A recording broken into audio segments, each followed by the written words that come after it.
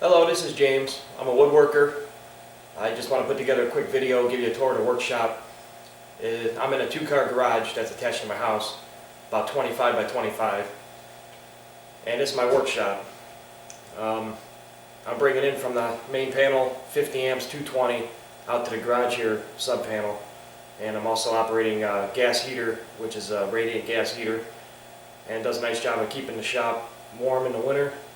And my 220 line gives me more than enough power to run everything I have here, and hopefully just give you some storage ideas and different machine setups, and take a look at the shop layout, and maybe it'll help somebody out there that's trying to make a small shop in a small space.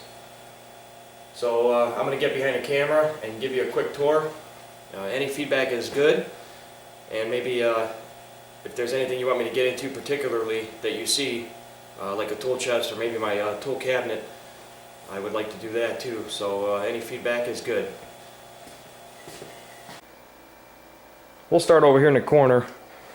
This is where my sub panel comes in, right above the compressor there, the compressor box. That's my 220 line. Compressor is hooked up for 220, and the table saw is wired for 220, and that's all the 220 that I have. My tool chest, got quite a bit of office cabinets. A lot of dust builds up in workshops, and that really helps to keep it down. My organizers for all my nuts, bolts, screws. You got the tool cabinet for all the woodworking tools. My heater, radiant heater. The workbench, bandsaw, mortiser, belt sander, oscillating sander, another bandsaw, scroll saw, drill press. Charging station in the corner there. A lot of cordless drills. More cabinets, dual radial arm saw station, and I built the router and shaper into the end of the table there. A lot of storage, scrap cart, and then here's the table saw there. Got the 48-inch Rockwell Delta lathe. I think that's a 60s, late 60s, I believe. Haven't really gotten into that too much. Not a big turner right now, but I'll get into it. Until then, it's got a good home. This is my benchtop planer, Grizzly. Picked that up the same day I picked up my table saw about 7-8 years ago. Everything's hooked up to dust collection. This is my 220 left tilt 10-inch Grizzly table saw. I love this table saw. This is a very good, very high quality machine. And I just built the outfeed table just to give me a little more storage. A little bit of plywood. I usually keep everything 1/4 inch and under in that little cavity there. And that's pretty much it. But out of this small shop, I can pretty much build anything except for full kitchen cabinets. I would need a much bigger shop to do kitchen cabinets. I've tried a few of them, and I just don't have the room. But every machine, I try to get every main machine hooked up to dust collection. Actually cut a trench in the floor there and buried my 4-inch PVC pipe, and the electric for the table saw is in that trench.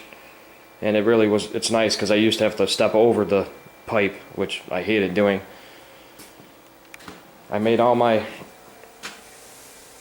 blast gates out of just 1/4 inch plywood, and all you do is you space them with a business card. Not that much, you only need a couple thousandths of an inch gap just to have this thing slide fairly smooth, and just shoot some screws in there, and you're not going to go past the point. This is for the bandsaw when I want to pull that out in a mobile base, and I can just tie into that. But otherwise I just keep it closed. I had to make my own fitting. Over here, router shaper. There's the shaper there, Ryobi. That's a 3 horsepower. It's a 3 horsepower plunge router. I call it a shaper just because it's got so much power. It's a 1/2 inch collet. And then right now I think I have a 1/4 inch Craftsman router on that table now. This is the dual radial arm saw station. Exact same saws, actually. The one on the right there is my father's, and the one on the left was given to me by my buddy Brian. It was given to him by his grandfather, and my buddy Brian, he's a welder.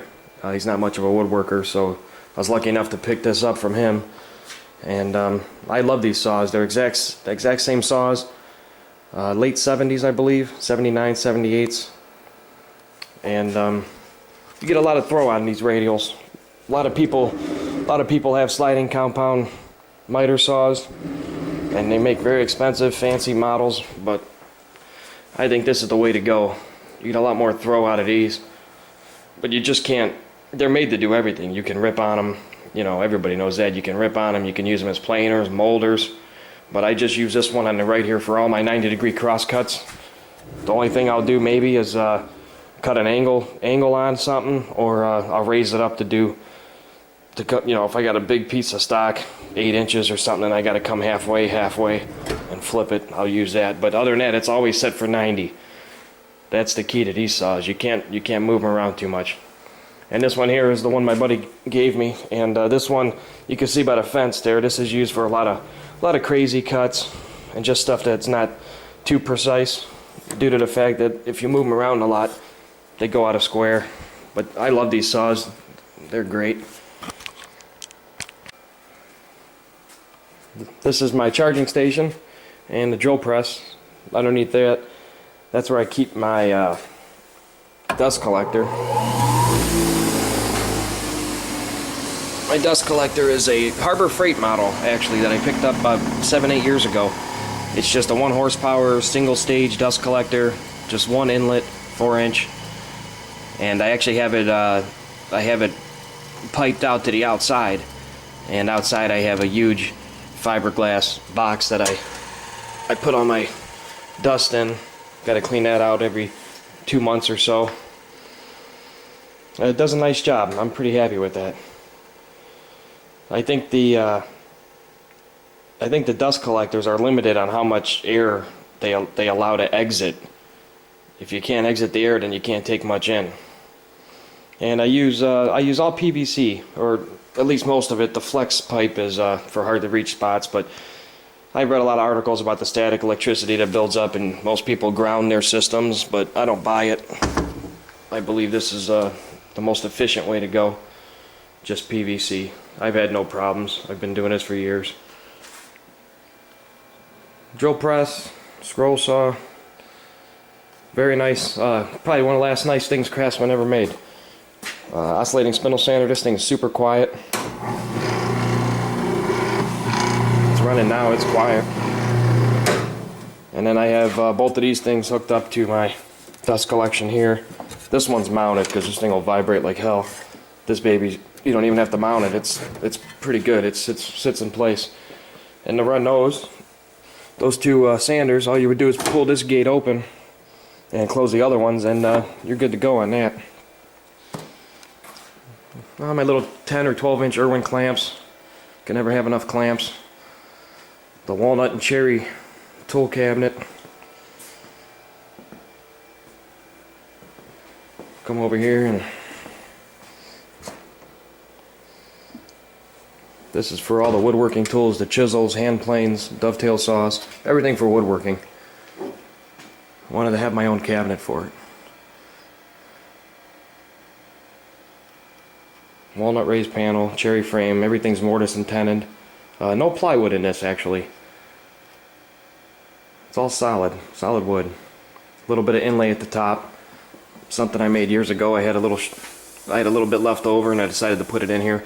And I actually I kind of screwed up on this, because what I wanted to do was have, when the doors are open, you would have seen a continuous inlay strip from the fronts to the 2 doors. But I screwed myself on the right door with this saw here, dovetail saw. These are already set in place, dovetailed, and a little bit of glue. I could probably get them out, but it's a done deal now. But my intent was to make this top a little bit thicker, and then I would allowed me to go ahead and run this inlay in the top. And if I did that, I wouldn't have enough room to pull out this saw. That really sucks, but it is what it is. I still have to finish this. This is just 1 coat of boiled linseed oil, and my intent was to spray it with at least 2 coats of oil-based poly. Never really got around to it, and wanted to get this finished so I could go ahead and build other projects. Bandsaw, that's 1952 King Sealy bandsaw. That's before Sears, I believe before Sears made their own, a company called King Sealy made them for Sears. Just painted that thing after the tool cabinet was finished. I went ahead, started on this, and gave it a whole tune-up. New guides, new bearings, paint job, built the base for it, added a little dust collection, put it on some casters, new belt, just tuned it up, and it cuts really good now. With a 1/3 horsepower, I thought I was going to have to get a new motor because it's such a small horsepower, but it really works well. So this is my shop. In there are all my my hand tools, my power tools, the drills, the routers, jigsaws, sanders. So just want to give you a tour. Any feedback is good feedback, and if there's something that you would like me to show you a little more closely, go ahead and let me know, and I'd be more than happy to play around with the new editing software and go ahead and do that. These organizers are great. Picked these up at an old hardware store, and these are just their old displays. Of course, they were empty when I got them, and you have to fill them and label them with what you have. So I kind of went smallest to largest. Brad, staples, finishing nails, go down to head nails, and then I size them out from there, galvanized. Some stainless, very small wood screws, normal size wood screws, drywall. I call them drywall screws, but any kind of screws that's a 6 or an 8. And then this is usually everything under 1 5/8 and under. This will be longers up to like 3 inch, 3 1/2.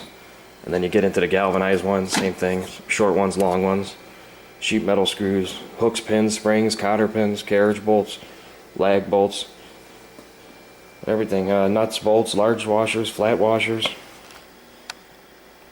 1/4 inch bolts, 3/8, machine bolts, Allen heads, set screws, clips, bushings. Pretty much everything you need is in here. And you have to have a computer in your workshop. Got to be able to play music. So I'm going to go ahead and sign off here, and let me know what you guys think of the shop layout.